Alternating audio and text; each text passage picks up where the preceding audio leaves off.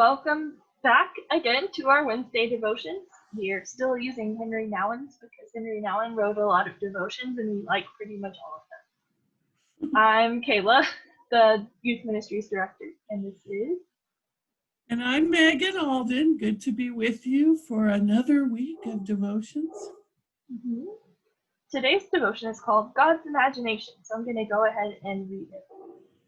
So much of our energy, time, and money goes into maintaining distance from one another.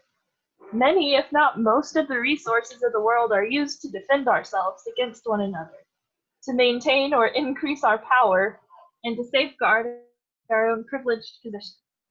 Imagine all that effort being put into the service of peace and reconciliation. Would there be any poverty? Would there be crimes and wars? Just imagine that there was no longer fear among people. No longer rivalry, hostility, bitterness, or revenge. Just imagine all the people on this planet holding hands and forming one large circle of love. We say, I can't imagine. But God says, that's what I imagine. A whole world not only created, but also living in my image. I like that. I would like to live in that world myself. Especially after the year of 2020 that we've had. So yes. It's actually a very nice vision to think about. It is. I would love it. And I hope for that. That's what I want to try and help the world be more like as a Christian during my lifetime. I mean, do you think that that's too childlike of a imagination? Are we being too naive to think that that could happen? I think calling it naive is what we do when we lose hope and we don't feel like we can get there. Yeah. And I think God created creation, to be restored, to be what it's meant to be, and it does seem very far from what we live in right now. But I don't think that means that we can't get there. Yeah, I mean, it seems like that has been a vision for a long time, and this year really, definitely. But sometimes you'll hear kids say things like that. That's how they want to have things, but or see things, have the world around them in that way. But sometimes it just seems that's very hard to do.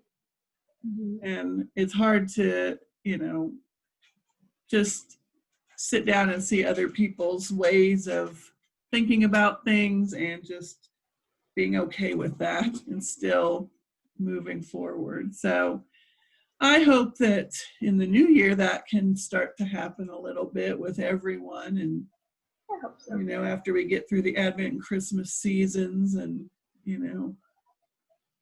maybe we can hope. The part of this I really liked was that first part that said so much of our energy, time, and money goes into maintaining distance from one another.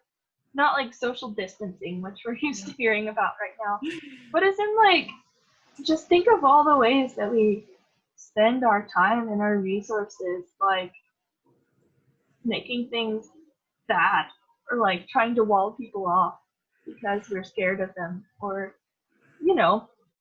Well, this year especially, it's been hard because you had to kind of wall yourself off at different times. Well, yeah.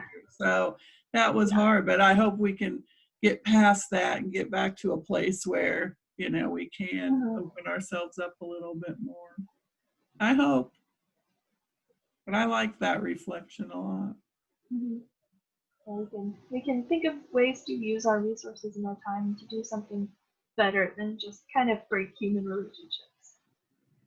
I think that is a great thought to take into the next few weeks, and as we go into the next year, I think that needs to be everyone's New Year's resolution, so to speak.